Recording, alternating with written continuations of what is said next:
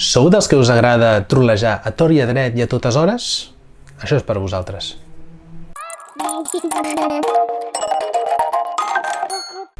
Hola família! Avui us porto un nou joc, un nou The Beer Pocket, ple d'engany, ple de mentida i de molt de troleig.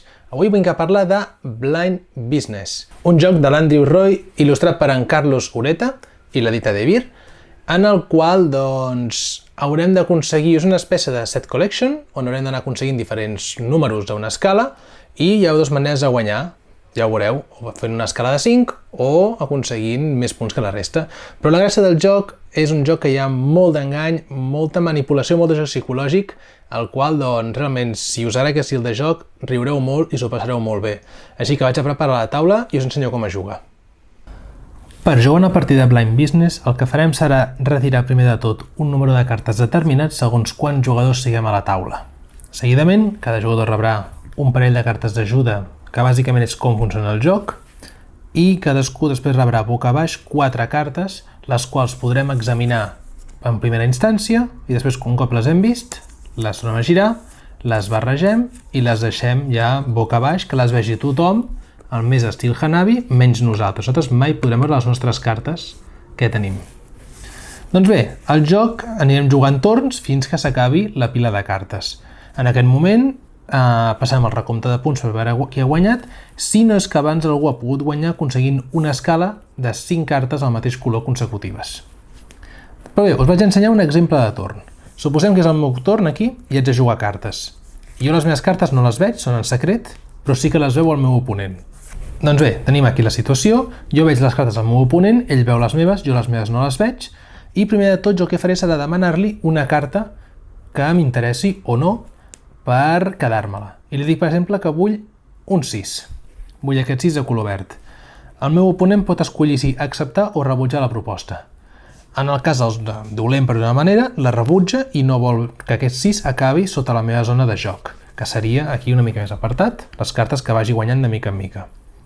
Ell no ho vol, per tant, aquest 6 que ell ha rebutjat el pacte, automàticament se'l quedaria a la seva zona de joc i jo puc agafar una de les 3 cartes restants de la seva zona de joc. I, per exemple, em quedo aquest 5 de color groc. Un cop acabat la negociació, robaria 2 cartes boca baix, sense veure què és, per afegir-les a la seva mà. Anem a suposar ara que el cas és el contrari. Ell no rebutja la meva proposta, sinó que l'accepta. Ell aquest 6 ha dit, ok, vale, te'l dono. Doncs ara ve la part inversa. Ell ara ve cap a mi i escull una de les meves cartes per quedar-se-les. I diu que es vol quedar aquest 10 de color groc. Jo he d'escollir també. Si jo escullo que aquesta carta accepto el tracte, ens les intercanviarem, cadascú se la queda a la zona de jugades, tots contents, i s'acaba el torn. Cadascú roba una carta per omplir la mà i ja està. Però què passa si a mi no m'interessa donar-li la carta sense saber quina és? La carta que ell em demana. Doncs si jo refuso la seva proposta, aquesta carta que ell ha escollit es queda a la meva zona i la carta que jo li he escollit es queda a la seva zona. D'alguna manera ens intercanviaríem les cartes, les decisions a les cartes, però la carta és com si la juguéssim a la nostra mà, perquè ens entenguem. Doncs bé, passaria això, tot el contrari. Si jo refuso la seva proposta, doncs cadascú es queda la carta que li ha escollit l'oponent. Automàticament robem una carta igual i s'acaba el torn.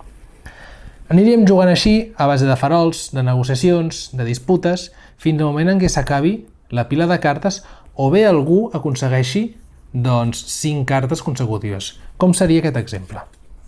Com veieu, aquí a la meva zona de joc he aconseguit acumular 5 cartes de color vermell del 3 al 7. Aquesta carta del mig, com veieu, és un comodí, pertany a tots els colors i equival a tots els números.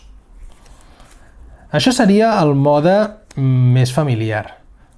Després hi hauria un recompte de punts en cas que no s'hagi aconseguit aquesta proesa d'aconseguir 5 cartes consecutives i la forma de puntuar en cas que arribem a acabar totes aquestes cartes és la següent. S'agafa cada color que tinguis i multipliques la carta més alta pel número de cartes que tens. Aquest exemple d'aquí no seria el cas, però si fossin només 4 cartes, tindria 7 per 4, 28 punts de les de color vermell. Aquí en tinc una de groc i són 10, doncs 1 per 10, 10, i així en tots els colors. Se suma el resultat i qui té més punts guanya. Però bé, com deia, això seria el mode familiar del joc. A més, inclou ja una mica més avançat un mode que seria afegint poders, ja sigui els colors, a les cartes, a diferents coses. Per una banda, els colors de color verd de la devesa, el que et permet és agafar una carta de la teva mà, just abans del recompte, mires la teva mà i n'afegeixes una, si vols, en el recompte final. Per les cartes grogues, qui tingui majoria guanya uns puntets extras, 10, 20, depèn de quants jugadors sigueu.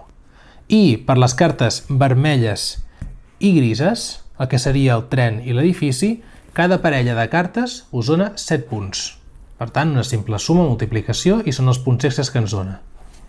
Pel que fa a les cartes, també hi ha un munt d'habilitats que no em vull tampoc estendre en aquest vídeo, que trobeu ben explicat aquí a la carta d'ajuda, a banda i banda. I això és tot. La persona que aconsegueix l'escala o més punts guanyarà a Blind Business. Doncs això és tot, Blind Business. Ja heu vist que és un joc molt senzill de jugar, que hi ha molta negociació i molta mala llet en les partides. El joc diu que es pot jugar en silenci o parlant el que vulgueu i més. Jo m'agrada més xerrar tot i a dret i posar una mica de merder en els torns dels altres també, no només en el meu, sinó intentar condicionar les opcions que diuen els altres. I això també és molt divertit i riureu molt quan hi jugueu. Així que res, si el vídeo us ha servit per aprendre a jugar i conèixer més el joc, doncs li podeu posar like, subscriure-us al canal, que això sempre ajuda, i res, us espero en el proper. Que vagi molt bé!